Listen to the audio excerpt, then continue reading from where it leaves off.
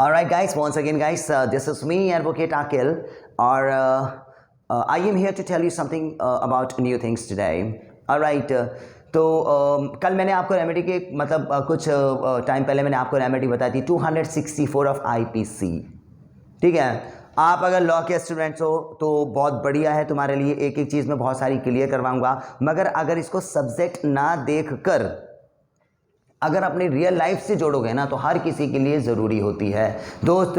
Awareness बहुत ज़्यादा ज़रूरी होती है. कल मैं एग्जांपल दे रहा था, फिर से मैं एग्जांपल दूंगा. हम बाइक लेके जा रहे हैं, हमारी बाइक में पंचर हो जाता है. सामने वाला बंदा ये कहता है भाई इसके अंदर तो ट्यूब डलेगी. अब हम ये कहें भाई क्यों डलेगी इसके अंदर ट्यूब, तो पंचर हुआ है तो मेरे से ले ले, कह रहा नहीं इसमें पंचर, तो हम लोग उससे बहस करते हैं. अच्छा, बहस अननेसेसरी नहीं करेंगे हम लोग काम की बहस करेंगे उस चीज़ से.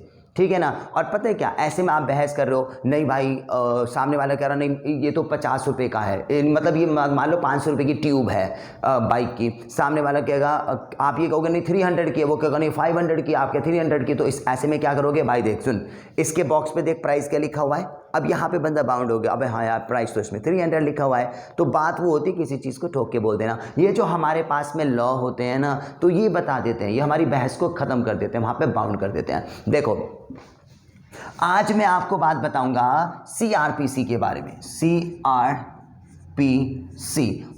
जो बंदा हमारा लॉ का स्टूडेंट है उसको ये पता होगा कि CRPC होती क्या है. और अगर आप लॉ के स्टूडेंट नहीं हो तो ये हमारे पास एक बुक का नाम है CRPC.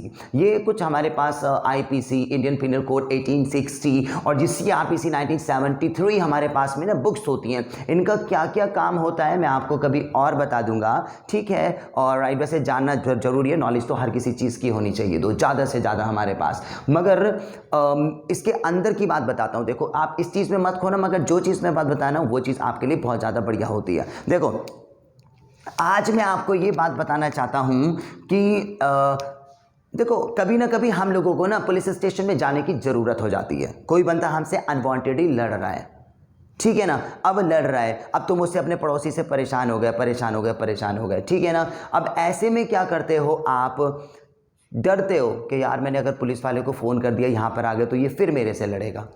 राइट. अब आप क्या करते हो, ऐसे में एक कंप्लेंट को ना रिटर्न कर लेते हो. ठीक है ना. एक कंप्लेंट आप लिख लोगे जैसे करके और सोचोगे यार मेरा नाम ना पता लगे सामने वाले को और मैं थाने में जाके इसकी कंप्लेंट भी कर दूँ.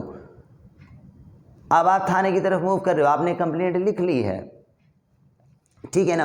आपने हमारी कंप्लेंट, अब आपने अपनी कंप्लेंट लिख ली है, आप थाने में चले गए. अब सबसे पहले तो जो पुलिस वाले हैं ना यार, ये वैसे तो हमारी सेफ्टी के लिए होते हैं, मगर इन हमारे ऑफिशियल्स बंदों के पास में, याद रखना पुलिस वालों को पुलिस मैन नहीं, पुलिस ऑफिसर्स नहीं, हमारी लॉ की लैंग्वेज में ऑफिशियल्स बोलते हैं. ठीक है. पुलिस ऑफिसर्स जितने भी होते हैं ना यार, ये बहुत डराते हैं हम लोगों को. जब मैं भी था पहले के टाइम पे बड़े डराते थे. अब आप एप्लीकेशन लेके पुलिस स्टेशन के अंदर चले गए, अब आप कह रहे हो डरते डरते सर एक्चुअली मेरी ये कंप्लेंट है.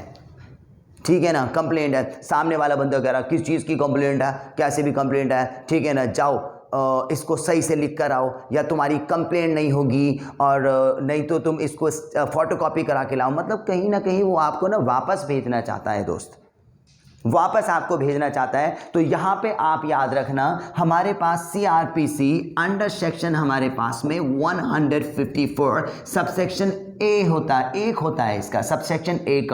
ये मैंने लिखा है अंडर सेक्शन 154 सबसेक्शन 1. हमारे पास में ये कहता है कि जब भी हम कोई भी कंप्लेंट रिटर्न में लेकर जाएंगे तो पुलिस वाले की जिम्मेदारी होती है कि आपकी कंप्लेंट वो लेंगे. ऑलराइट, लेंगे. कंप्लेंट की 2 कॉपीज लेके जाना. ठीक है ना. एक कॉपी पे वो अपनी स्टैंप लगा देंगे जो आपके पास रिकॉर्ड होगा कि ऐसी ऐसी कंप्लेंट इस तारीख को आपने दे दी है. ठीक है ना. वो बाउंड हो गए किसके अंदर, इसके अंदर. अगर पुलिस वाला आपको कह रहा है ना, देखो 2 टाइप की कंप्लेंट्स होती हैं. एक तो आप लिख के ले गए तो भी वो लेंगे इसके अंदर. अगर आप ऐसे करके जा रहे हो ना, सर ऐसे ऐसे मेरे को किसी ने मारा है, तो पुलिस वाले क्या कहते हैं, लिख कर लेके आओ कंप्लेंट. नहीं, CRPC 154 सबसेक्शन 1 हमारे पास ये कहता है कि जब भी कोई बंदा किसी पुलिस स्टेशन के अंदर जाएगा ना, या तो वो कंप्लेंट राइट करके दे दे या अपनी वो कंप्लेंट बोल के बता दे. पुलिस वालों की जिम्मेदारी होती है उसको नोट डाउन करना. अगर पुलिस वाला आपसे कह रहे हैं ना कंप्लेंट अपनी लिख कर लेकर आना, तो आप ये बताते हैं सर एक्चुअली ज़्यादा नॉलेज तो मुझे नहीं है, बट एक्चुअली मैंने अभी पढ़ा है LI टीचर्स को with the remedy of under section 154 subsection 1 already says that जब भी कोई कॉमन बंदा आपके पास में आएगा तो आप सर बाउंड हो जाते हो कंप्लेंट लेने के लिए और कंप्लेंट लिखने के लिए भी, क्योंकि मैं तो अनएजुकेटेड बंदा हूँ, आप मेरी कंप्लेंट लिखोगे। तो उनको बता देना 154 सबसेक्शन 1 ये कहता है कि आप कंप्लेंट लिखोगे। समझ गए ना दोस्त? तो ये वाली बात होती है। और एक बात और बताऊं, 154 सबसेक्शन 1 ये कहता है, और जी अंडर सेक्शन हमारे पास में CRPC का 154 सबसेक्शन 2 ये कहता है कि जब भी पुलिस वाला कोई कंप्लेंट लिख लेगा, ठीक है ना, जिसको हम लोग FIR बोलते हैं, FIR कंप्लेंट हो जाएगा। मैं आगे बताऊंगा कि कंप्लेंट और FIR क्या होती है। ठीक है, देखो कंप्लेंट तो वो होता है जो हम लोग पेपर पे लिख के लेके जाते हैं, ठीक है ना, आपने देखी भी होगी। FIR पता है क्या होता है? FIR आपने एक ऐसा पेज देखा होगा जो पुलिस वाले बनाते, छोटा छोटा लिखते हैं, जिसमें उसका नाम हो गया, उसका रेजिडेंस हो गया, उसका ऑफेंस हो गया, उसका कंप्लेनेंट हो गया, सारा चीज़ होती है। तो जब भी बड़ा सा क्राइम हो जाता है ना और हम पुलिस वाले के पास में जाते हैं, सो मेरी कंप्लेंट लिखिए, अगर वो FIR लिख लेते हैं तो पता है 154 सबसेक्शन 2 ये कहता है कि उसकी एक कॉपी आपको दी जाएगी, फ्री ऑफ कॉस्ट दी जाएगी। वो खुद ही जाएंगे फोटो स्टेट करवाने के लिए, आपको नहीं भेजने वाले कि फोटो स्टेट करा लेना, फोटो कॉपी आपको दी जाएगी। दोनों चीज़ें मैंने कनेक्टेड बताई हैं। देखो अगर आप पुलिस स्टेशन में जाते हो ना तो पुलिस वाले बाउंड है हमारी कंप्लेंट लिखने के लिए, क्योंकि वो हमें एक फ्री ऑफ कॉस्ट कॉपी भी देते हैं। जब 154 सबसेक्शन 2 ये कहता है कि फ्री ऑफ कॉस्ट कॉपी देंगे, तो पहले वाले का मतलब समझो ना, कंप्लेंट लिखना तो बहुत ज़्यादा ज़रूरी है। इसका मतलब ये है आपको मना नहीं किया जा सकता कि हाँ जी मैं तुम्हारी कंप्लेंट नहीं लूँगा या मैं तुम्हारी कंप्लेंट नहीं लिखूँगा, क्योंकि आप बता दोगे सर 154 सबसेक्शन 1 सेज दैट कि आप हमारी कंप्लेंट लिखेंगे, क्योंकि 154 subsection 2 of CRPC 1973 says that कि आप मेरे को एक कॉपी भी तो दोगे FIR की। और एक बात बताना, जब आप ऑलरेडी बाउंड हो कॉपी देने के लिए, पहले कंप्लेंट तो लिखो, तो दोनों कनेक्ट है ना। तो दो चीज़ आप समझ लेना, मैंने दो चीज़ बताई है, 154 सबसेक्शन 1, 154 सबसेक्शन 2, नॉलेज ले लो दोस्त, ठीक है ना। अब जाना आप किसी भी थाने में और ये कहेगा ना सर मेरी कंप्लेंट लिखिए, वो ये नहीं कहेगा लिख के लेके आओ, आप बता देंगे sir I am really sorry, हाथ जोड़ के आपसे विनती है 154 सबसेक्शन 1 ये कहता है कि एक अनएजुकेटेड बंदा भी आपके पास आ जाएगा तो आप उसकी कंप्लेंट लिखने के लिए बाउंड हो, तो प्लीज़ लिखिए, ठीक है। यहाँ तक पता है आपको। अगर कुछ ज़्यादा ही आपको वो वकालत में खींचते हैं, so then you can make me call guys, I tell you the next remedy हमारे पास क्या है मैं आपको बताऊँगा।